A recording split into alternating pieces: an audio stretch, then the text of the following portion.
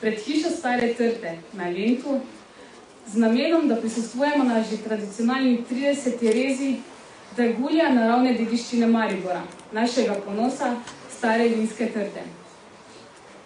To zahtevno opravilo bo kot že veliko let doslej opravil priznan strokovnjak, mestni viničar, gospod magister Tone Zafošnik. Gospod Zafošnik, 30 let je lepa obletnica. Kakšen občutek imate danes? Lep. Z eno besedo lep.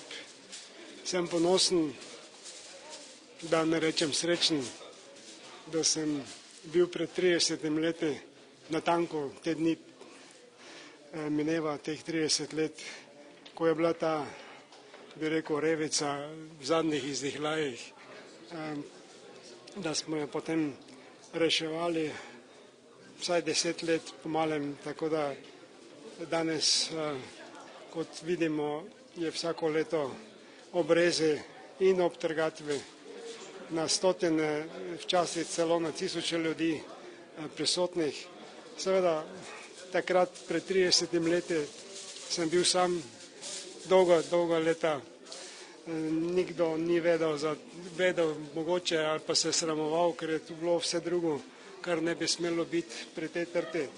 In splet slučajev je bil, da je tudi Dravska gladina se dvignila zaradi hidrocentrale in seveda nobene oskrbe ni bilo in vse tisto, da ne rekel grdo, nablaka, ki so jo obešali po tej trti, tako da je pač shirala po malem. In zadnji trenutek sem se tu pojavil s kolegom Vodovnikom leta 80.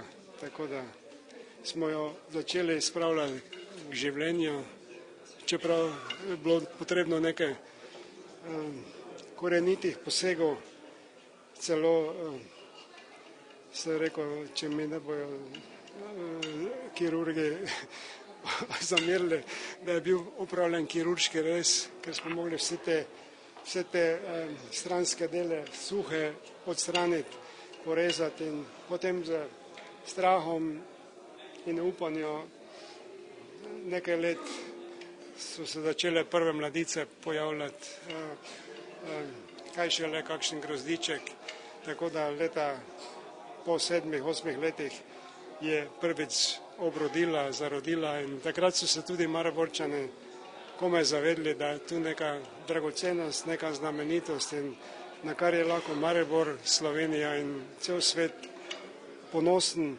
da imamo najstarejšo žlahtno vinsko trto na svetu. Dobro, zdaj ste vi skrbeli krasno, čudovito, se spravili k sebi, znamenita je postala po vsem svetu. Zdaj me pa zanima, imate vi kakšnega naslednika, vzgajate koga, ki bo nadalje skrbel za trto? Imamo, brez skrbi. Imamo Staneta Kocutarja, ki je že pomagal mi rezati, zdaj jaz imam namreč težave s kolenom, ker sem bil operiran, pa potem je tu fakulteta za kmetijstvo in tako naprej, tako da ni. Se pravi, trta bo šla v dobre roke potem. Upamo.